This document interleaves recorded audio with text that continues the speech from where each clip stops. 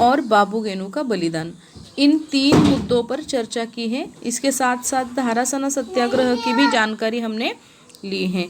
आज हम देखेंगे गोलमेज परिषद। सविनय अवज्ञा आंदोलन जब चल रहा था तब भारत से जुड़े कुछ संवैधानिक समस्याओं पर विचार किया जाना चाहिए, ऐसा ब्रिटेन के प्रधानमंत्री रैमसे मैकडॉनल्ड इनको लगा। तो इसलिए उन्होंने लंदन में एक परिषद का आयोजन किया गया है।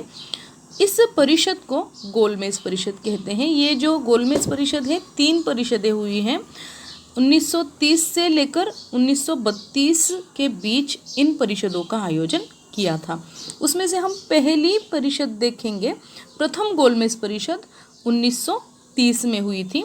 रैमसे मैकडॉनल्ड इस प्रथम गोलमेज परिषद के अध्यक्ष थे। इस परिषद में भारत और इंग्लैंड के प्रतिनिधि उपस्थित थे। डॉक्टर बाबा साहेब अम्बेडकर, सर तेज बहादुर सप्रू, बैरिस्टर जीना, इन सदस्यों का समावेश इन परिषद में था।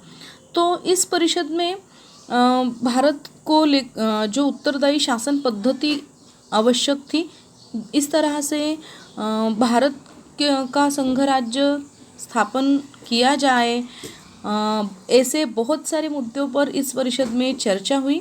किंतु यहाँ पर एक समस्या निर्माण हुई है कि प्रथम गोलमेज परिषद में कांग्रेस ने सहभाग नहीं लिया था, और भारतीय राष्ट्रीय कांग्रेस, जो कि भारत का एक प्रमुख प्रतिनिधि दल था, इसलिए इस प्रथम गोलमेज परिषद में जिन जिन मुद्दों पर चर्चा हुई है वो सब चर्चा विफल रही है।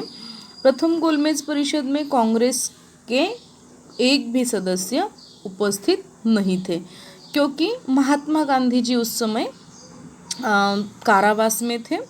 तो फिर महात्मा गांधी जी को इस गोलमेज परिषद में उपस्थित करने हेतु गांधी और इरविन, इनके बीच एक समझौता हुआ है। तो वो समझौता क्या था वो हम देखेंगे। गोलमेज परिषद के दूसरे चरण की जो चर्चा है उसमें राष्ट्रीय कांग्रेस सम्मिलित होगी, ऐसी आशा ब्रिटिश प्रधानमंत्री ने व्यक्त की। इसलिए महात्मा गांधी और इरविन, इनके बीच एक समझौता था। कांग्रेस के नेताओं को उपस्थित रहना, इसके साथ साथ महात्मा गांधी को गोलमेज परिषद में उपस्थित रहने के लिए ये चर्चा महत्वपूर्ण मानी जाती है। ब्रिटिश वाइसराय इरविन और महात्मा गांधी, इनके बीच एक समझौता हुआ, और इस समझौते में यह बताया है ब्रिटिश सरकार ने कि भारत के जो प्रस्तावित संविधान में जिस उत्तरदायी शासन पद्धति की मांग भारत कर रहा है वह ब्रिटिश अर्थात इंग्लैंड मान्य करेगा। इसका आश्वासन गांधी इरविन समझौते में महात्मा गांधी जी को दिया है, और इसका परिणाम यह हुआ कि महात्मा गांधी जी ने सविनय अवज्ञा आंदोलन स्थगित किया, और महात्मा गांधी जी द्वितीय गोलमेज परिषद में उपस्थित रहने के लिए तैयार हुए। तो अब हम देखेंगे द्वितीय गोलमेज परिषद, जो कि 1931 में आयोजित की गई थी। ये परिषद भी इंग्लैंड में ही हुई थी। इस परिषद में राष्ट्रीय कांग्रेस के प्रतिनिधि के रूप में महात्मा गांधी जी उपस्थित थे। राष्ट्रीय कांग्रेस के साथ साथ भारत के जो विभिन्न जाति है, जनजाति है, इसके साथ साथ छोटे बड़े जो दल है, रियासत है, इन सभी के प्रतिनिधियों को इस द्वितीय गोलमेज परिषद में उपस्थित रहने के लिए बुलाया था। तो इस दूसरे गोलमेज परिषद में एक महत्वपूर्ण मुद्दा रहा अल्पसंख्यकों का। तो अल्पसंख्यकों का जो मुद्दा है, उस मुद्दे को लेकर महात्मा गांधी जी और डॉक्टर बाबा साहेब अम्बेडकर, इनमें वैचारिक मतभेद हुए। अल्पसंख्यकों का यह कहना था कि जो भारत का संघ राज्य बनेगा तो उसमें उनको स्वतंत्र निर्वाचन क्षेत्र चाहिए।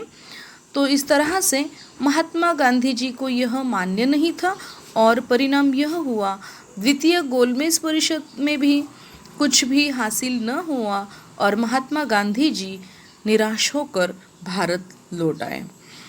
फिर उसके बाद पुणे समझौता। महात्मा गांधी जी को पुणे का येरवड़ा जेल है वहाँ पर रखा गया था, वो कारावास में थे। द्वितीय गोलमेज परिषद के बाद फिर से उन्हें येरवड़ा के कारागार में भेजा गया है। तो डॉक्टर बाबा साहेब अम्बेडकर इन्होंने द्वितीय गोलमेज परिषद में दलितों का प्रतिनिधित्व किया था और उन्होंने दलितों के लिए स्वतंत्र निर्वाचन क्षेत्र की मांग की थी, जो कि महात्मा गांधी जी को मान्य नहीं थी, क्योंकि उनको लगा कि यहाँ पर भारतीय समाज का विभाजन होगा।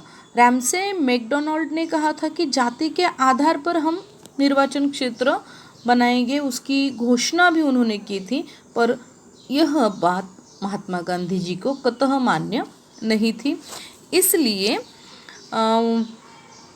महात्मा गांधी जी और डॉक्टर बाबा साहेब अम्बेडकर इनकी भेंट पुणे के येरवड़ा जेल में हुए थे। महात्मा गांधी जी ने वहाँ पर अमरण अनशन प्रारंभ किया था, अर्थात उपोषण प्रारंभ किया था।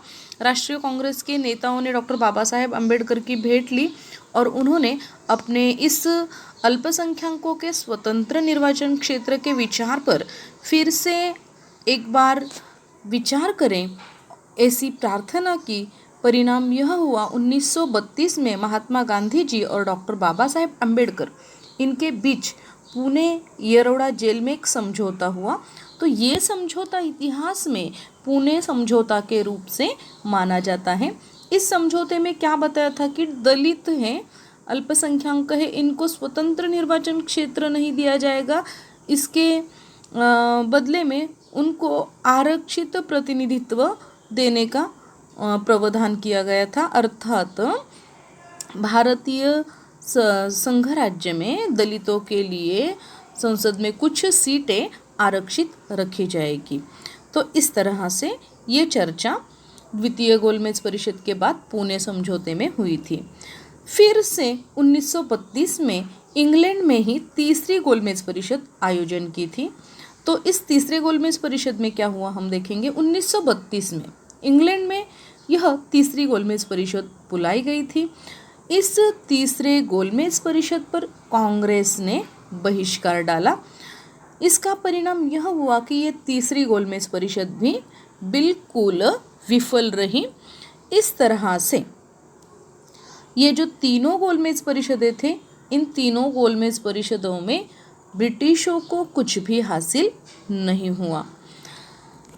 इस तरह से हमने गोलमेज परिषदों की जानकारी ली है। हम सभी ने अवज्ञा आंदोलन का दूसरा चरण, ये जो मुद्दा है, अपने अगले लेक्चर में देखेंगे। धन्यवाद।